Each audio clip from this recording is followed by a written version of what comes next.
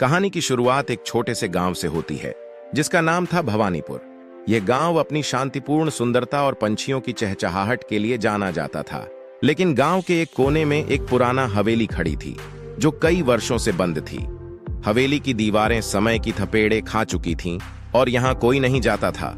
यह हवेली गांव में कहानी के नायक अजय एक जिज्ञासु युवक था जो नई चीजों की खोज में हमेशा लगा रहता था। एक दिन उसने हवेली के बारे में सुना कि वहां एक रहस्यमय किताब छुपी हुई है।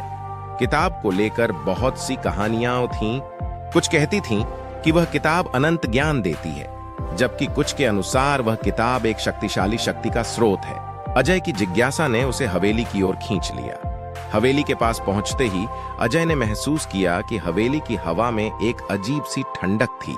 वह धीरे धीरे हवेली के अंदर गया और धूल भरी पुरानी सीढ़ियों के साथ साथ कई कमरों को देखा। उसके मन में हवेली की असली परतों को जानने की इच्छा थी। अजय ने हवेली के एक गहरे कोने में एक पुराना लकड़ी का संदूक देखा। संदूक की सतह पर जाले और धूल की मोटी परत छड़ी हुई थी। उसने संदूक को खोला और एक प्राचीन किताब प्राप्त की। किताब की कवर पर एक जटिल पैटर्न और कुछ अज्ञात प्रतीक बने हुए थे। किताब को खोलते ही अजय को एक अजीब सा एहसास हुआ, जैसे वह किसी गहरे रहस्य के सामने खड़ा हो। किताब के पहले पन्ने पर लिखा था, जो भी इस ग्रंथ को पढ़ेगा उसे उसकी खोज का सामना करना होगा। अजय ने किताब के पन्ने पलटे और देखा कि उसमें कई अजीब संकेत और चित्र थे जो एक पुराने समय की सभ्यता की कहानी बयां कर रहे थे। एक चित्र ने अजय का ध्यान खींचा। उसमें एक भूमिगत सुरंग का चित्र था।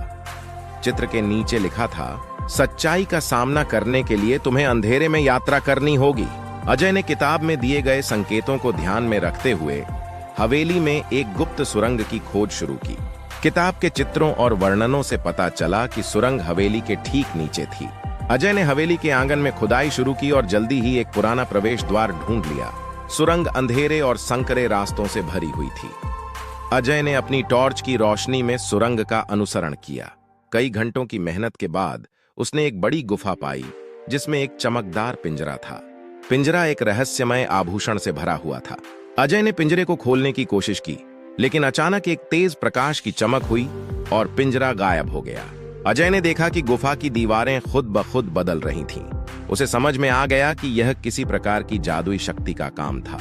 गुफा के एक कोने में एक पुराना दर्पण था जो अजीब तरीके से चमक रहा था। जब अजय ने दर्पण को देखा तो उसे अपने अतीत की घटनाएं और उसकी खुद की परछाई दिखाई दी। दर्पण ने उसे यह समझाया कि किताब और पिंजरा असल में उसे आत्मज्ञान प्राप्त करने के लिए थे। दर्पण ने अजय को उसकी असली शक्ति का एहसास कराया। उसे समझ में आया कि वह अपनी स्वयं की खोज में था और किताब और पिंजरा सिर्फ उपकरण थे जो उसे अपने भीतर की शक्तियों को पहचानने में मदद कर रहे थे। अजय ने दर्पण से सीखा कि असली ताकत और रहस्य हमारी खुद की आत्मा में छिपे होते हैं। किताब और पिंजरा केवल माध्यम थे जो उसे अपने भीतर के बल और ज्ञान की ओर ले गए। अजय ने हवेली से बाहर निकलकर गांव की ओर यात्रा की। उसने सोचा कि वह अब एक नया व्यक्ति बन चुका है। हवेली और किताब ने उसे केवल एक बाहरी दुनिया के रहस्यों से नहीं, बल्कि खुद के भीतर के रहस्यों से भी अवगत कराया था। गांव लौटकर अजय ने अपने अनुभव साझा किए और गांव वालों को भी बताया कि सच्ची शक्ति और ज्ञान हमारे भीतर ही छिपे होते हैं। उसने हवेली को एक स्मारक के रूप में स्थापित किया जो दूसरों को भी आत्मज्ञान की ओर ले जाए। अजय की कहानी हमें यह सिखाती है कि वास्तविक रहस्य और ज्ञान बाहरी वस्तुओं में नहीं बल्कि हमारे भीतर होते हैं। किताब और पिंजरा सिर्फ मार्गदर्शक थे, लेकिन अजय ने यह समझ लिया कि असली रहस्य उसकी खुद की आत्मा में था। इस प्रकार हवेली और उसकी रहस्यमय किताब ने उसे आत्मज्ञान की ओर मार्गदर्शित किया और उसने गांव के लोगों को भी यह सिखाया कि सच्ची शक्ति आत्मा की गहराई में छिपी होती है। यह कहानी रहस्य और आत्मज्ञान की यात्रा पर आधारित है, जिसमें अजय की आत्मा की खोज और उसके भीतर छिपे रहस्यों की खोज की गई है। आशा है कि यह कहानी आपकी अपेक्षाओं पर खरी उतरी होगी।